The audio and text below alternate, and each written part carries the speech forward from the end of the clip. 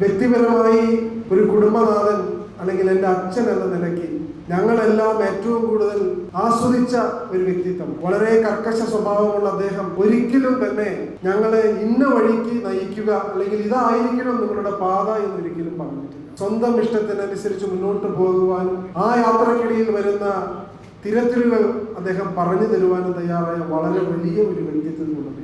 ഇത് ഞാൻ പറയുമ്പോൾ അദ്ദേഹത്തിന്റെ ജീവചരിത്രം ചെറിയ രൂപത്തിലെങ്കിലും ഞാൻ ഇവിടെ സ്പർശിക്കാതെ പോകുന്നത് ശരിയല്ല. 1939 ജനിച്ച അദ്ദേഹം കവളപ്പാറ പുത്തൻ വീട്ടിൽ ജന്മമെടുത്തതിന് ശേഷം ആര്യഞ്ചിറ സ്കൂളിലും അത് കഴിഞ്ഞ് ഷൊർണൂർ സ്കൂളിലും പഠിച്ച് പുറത്തിറങ്ങി. അതും കേരളത്തിലെ ഉന്നത മാർക്കോടുകൂടി ഏറ്റവും വലിയ മാർക്കോടുകൂടി ഫോറം പാസ്സായി പുറത്തിറങ്ങിയ അദ്ദേഹത്തിന് മുന്നോട്ടുള്ള പഠനം വഴി മുടങ്ങിയ ഒരു വ്യക്തിയാണ്. പ്രത്യേകിച്ച് അദ്ദേഹത്തിന്റെ അച്ഛൻ ബർമയിൽ ജോലി ചെയ്തിരുന്ന അദ്ദേഹത്തിന്റെ അച്ഛനും അമ്മയും അവിടെ നിന്ന് സ്വരൂപിച്ച സാമ്പത്തികം അല്ലെങ്കിൽ കാശ് കൊണ്ട് നാട്ടിൽ പടുത്തുയർത്തിയ അല്ലെങ്കിൽ നാട്ടിൽ വാങ്ങിയ സ്ഥാപനം അല്ലെങ്കിൽ സ്ഥലം കേരള സർക്കാർ അന്ന് ഭൂഷ് പരിഷ്കരണ നിയമത്തിന്റെ ആ സമയങ്ങൾക്ക് മുന്നേ തന്നെ ഏറ്റെടുത്ത ചരിത്രമുണ്ടായി.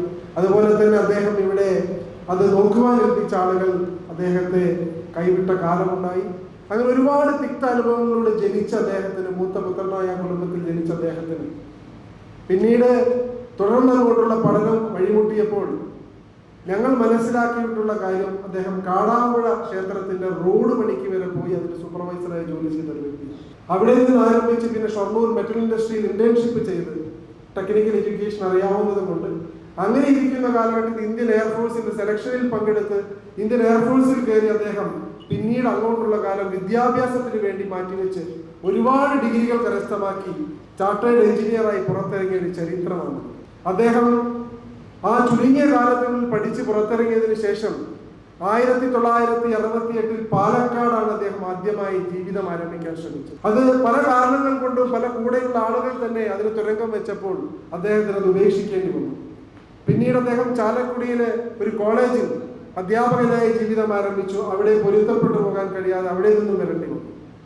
പിന്നീട് വീണ്ടും സ്വന്തമായ ഒരു പ്രസ്ഥാനം ആരംഭിച്ചു. അതും തകർന്നടിഞ്ഞ് മറ്റാളുകൾ ഗൾഫിലേക്ക് പോകുന്ന കാലത്ത് സ്വന്തം രാജ്യത്തെ കൈവിടാൻ എനിക്ക് കഴിയില്ല, പ്രത്യേകിച്ച് ഞാൻ ഇന്ത്യൻ എയർഫോഴ്സിൽ ഇന്ത്യയുടെ ഭാഗമായി ജീവിച്ച ആളാണ്, ഭാരതത്തിന് വേണ്ടി അല്ലെങ്കിൽ നാടിന് വേണ്ടി ഞാൻ പ്രവർത്തിക്കൂ എന്നൊരു ദൃഢപ്രതിജ്ഞ എടുത്ത വ്യക്തി എന്ന നിലയ്ക്ക് അദ്ദേഹം കോയമ്പത്തൂരിലേക്ക് പോവുകയും കടലക്കാലം സ്ട്രീറ്റിൽ ട്യൂഷൻ അധ്യാപകനായ ജീവിതം ആരംഭിച്ച് അവിടെ നിന്ന് തുടങ്ങിയ അദ്ദേഹത്തിന്റെ യാത്ര കേവലം അദ്ദേഹം ഒറ്റയ്ക്ക് ഒരു മുറിയിൽ ആരംഭിച്ച ആ ജീവിതം പിന്നീട് 84 കുനിയമ്പത്തൂരിൽ സ്ഥലം ഏറ്റെടുത്തുകൊണ്ട് ഒരു എയറോനോട്ടിക്കൽ കോളേജ് ആരംഭിക്കുമ്പോൾ അത് ഇന്ത്യയിലെ ആദ്യത്തെ 7 എയറോനോട്ടിക്കൽ കോളേജുകൾ ഒന്നായി മാറി എന്നുള്ളതാണ് ചരിത്ര സത്യം. അദ്ദേഹത്തിന്റെ കൂടെ അന്ന് ജോലി ചെയ്തിരുന്ന 5 ആളുകളായിരുന്നു. പിന്നീട് ഇന്ന് തിരിഞ്ഞു നോക്കുമ്പോൾ ഞങ്ങൾക്ക് ചാരിതാർത്ഥ്യവും സന്തോഷവുമുള്ള ഒരു കാര്യം, ഞങ്ങളുടെ കുടുംബത്തിൽ ഇന്ന് 3000-ലധികം അംഗങ്ങളുണ്ട് എന്നുള്ളതാണ്.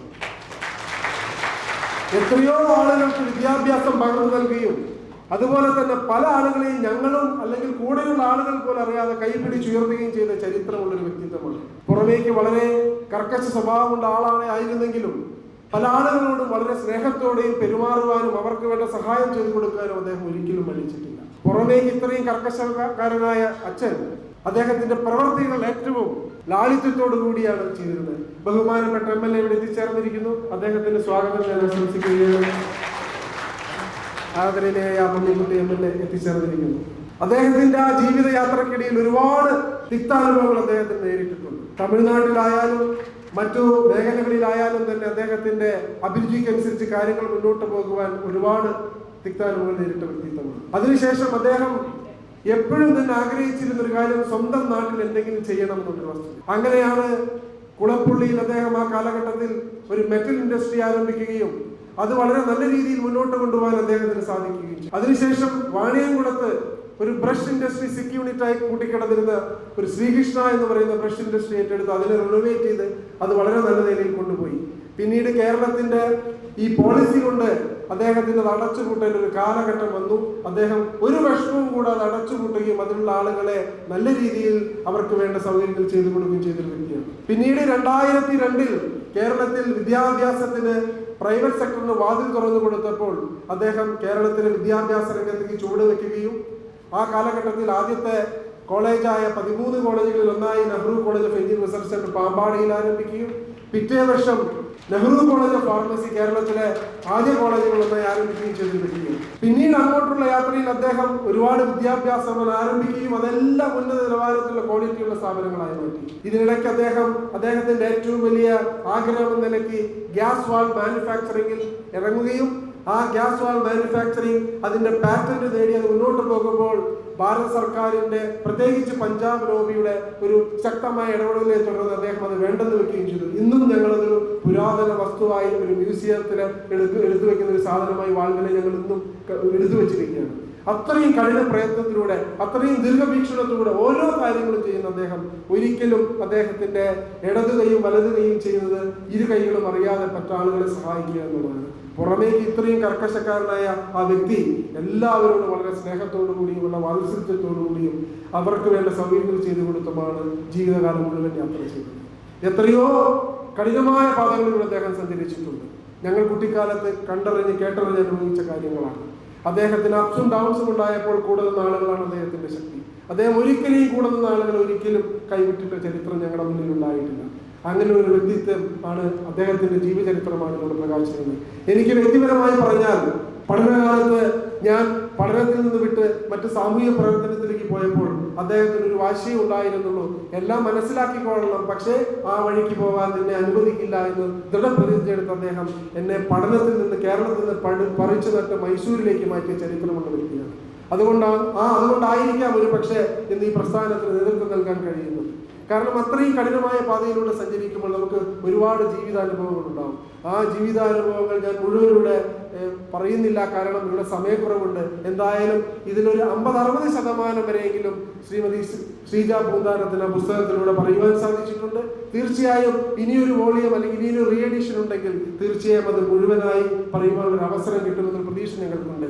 ഇത്രയും മഹത്തായ കർമ്മത്തിലേക്ക് ഇവിടെ വത്തിച്ചേർന്ന ഇവിടെ കൂടിയ എല്ലാ പ്രിയപ്പെട്ട അച്ഛൻ്റെ സുഹൃത്തുക്കൾക്കും അച്ഛനെ അറിയുന്ന ആളുകൾക്കും അതുപോലെ തന്നെ നെഹ്റു ഗ്രൂപ്പ് എന്ന ഈ കുടുംബത്തിലെ അംഗങ്ങൾക്കും മറ്റു സ്നേഹം നിറഞ്ഞ ആളുകൾക്കും പ്രിയപ്പെട്ടവർക്ക് എല്ലാവർക്കും ഇതിന് പ്രത്യേകം നന്ദി ഞാൻ പറയുകയാണ്. പ്രത്യേകിച്ച് ഇന്ന് ഈ പുസ്തകം ഇവിടെ പ്രകാശനം ചെയ്യപ്പെടുന്നത് വലിയൊരു കർമ്മമായിട്ടാണ്, വലിയൊരു ചരിത്ര സംഭവമായിട്ടാണ്.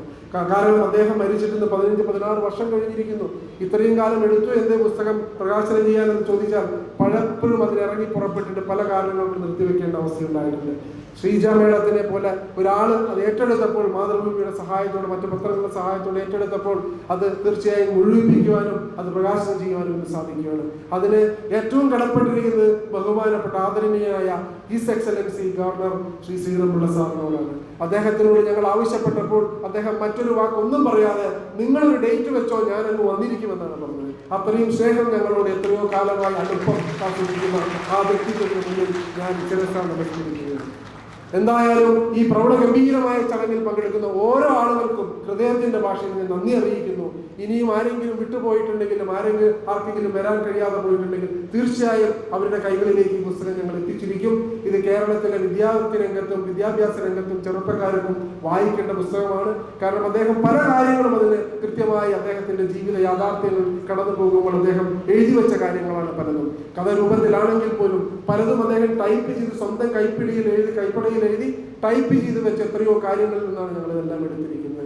അദ്ദേഹം ഇപ്പോഴും അന്തർമുഖനായ ഒരാളായിരുന്നു, പലർക്കും പിടികൊടുക്കാത്ത ഒരാളായിരുന്നു. പക്ഷേ അദ്ദേഹത്തിന് അടുത്തറിയുന്ന ആളുകൾക്കറിയാം അദ്ദേഹം ആരായിരുന്നു, എങ്ങനെയുള്ള വ്യക്തിയായിരുന്നു എന്ന്. പ്രത്യേകിച്ച് എൻ്റെ കുടുംബത്തിൽ എൻ്റെ അമ്മയും അതുപോലെ തന്നെ അച്ഛനും അദ്ദേഹത്തിന്റെ സഹോദരന്മാരും സഹോദരികളും അവരുടെ മക്കളും എല്ലാം തന്നെ അദ്ദേഹത്തിന് ഒരു കർക്കശ സ്വഭാവക്കാരനായിട്ട് കണ്ടിട്ടുണ്ടെങ്കിലും പക്ഷേ അടുത്തിടപെടുകയും അദ്ദേഹത്തോട് ഒരു കാര്യം പറയുകയും ചെയ്താൽ അതിനുള്ള പോസിറ്റീവായിട്ടുള്ള പ്രതികരണമാണ് അദ്ദേഹത്തിന്റെ വ്യക്തിത്വത്തിന്റെ ഏറ്റവും വലിയ സ്വഭാവം, അല്ലെങ്കിൽ അതിന്റെ ഏറ്റവും വലിയ പ്ലസ് പോയിന്റ്. എന്തായാലും അങ്ങനെ ഒരു വ്യക്തിയുടെ ജീവചരിത്രം ഇവിടെ പ്രകാശനം ചെയ്യാൻ കഴിഞ്ഞതിൽ നെഹ്റു ഗ്രൂപ്പ് ഓഫ് ഇൻസ്റ്റിറ്റ്യൂഷൻ എന്ന നിലയ്ക്ക് ഇതിൽ പഠിക്കുന്ന ആയിരക്കണക്കിന് വിദ്യാർത്ഥികൾ, ലക്ഷക്കണക്കിന് വിദ്യാർത്ഥികൾ പഠിച്ചിറങ്ങിയ ഒരു പ്രസ്ഥാനം. അത് മാത്രമല്ല, ലോകത്തിന്റെ എവിടെ പോയാലും നെഹ്റുവിൽ പഠിച്ച ഒരു വിദ്യാർത്ഥിയെ കാണാൻ സാധിക്കുന്നു എന്നുള്ള സന്തോഷമുള്ള ഒരു കുടുംബം കൂടിയാണ് ഞങ്ങൾ. പ്രത്യേകിച്ച് എയറോനോട്ടിക്കൽ ഫീൽഡിൽ ലോകത്തിന്റെ ഏത് ഭാഗത്ത് പോയാലും, ഏത് എയർപോർട്ടിലായാലും എയർക്രാഫ്റ്റിൽ സഞ്ചരിക്കുകയാണെങ്കിലും ആരെങ്കിലും ഒരാൾക്ക് ഞങ്ങൾക്ക് കാണാൻ സാധിക്കും. അത് അദ്ദേഹം തുടങ്ങി വെച്ച പ്രസ്ഥാനത്തിന്റെ, അദ്ദേഹത്തിന്റെ ദീർഘവീക്ഷണത്തിന്റെ, അദ്ദേഹത്തിന്റെ ആ വലിയ കാഴ്ചപ്പാടിന്റെയും അദ്ദേഹം എന്ന മനുഷ്യന്റെ മക്കളായി ജനിക്കാൻ കഴിയുന്നതിന്റെയും ഏറ്റവും വലിയ അനുഭവവും സമ്പത്തുമാണ്. ആ സമ്പത്തിനപ്പുറം ഞങ്ങൾക്ക് എന്ത് വേണം? എന്തായാലും ഇവിടെ കൂടി എല്ലാവർക്കും ഒരിക്കൽ കൂടി ഹൃദയത്തിന്റെ ഭാഷയിൽ നന്ദി പറഞ്ഞുകൊണ്ട് ഈ ഗംഭീര ചടങ്ങിൽ, പ്രൗഢഗംഭീരമായി ചടങ്ങിൽ പങ്കെടുത്ത നിങ്ങൾ എല്ലാവരും ചരിത്രത്തിന്റെ ഭാഗമാകുന്ന ഉറപ്പ് എനിക്കുള്ളത് കൊണ്ട് എല്ലാവരോടും ഒരിക്കൽ കൂടി വേദിയിലും സദസ്സിലും ഇരിക്കുന്ന എല്ലാവർക്കും പ്രത്യേകം നന്ദി ഞാൻ പറയുന്നു. നന്ദി, നമസ്കാരം.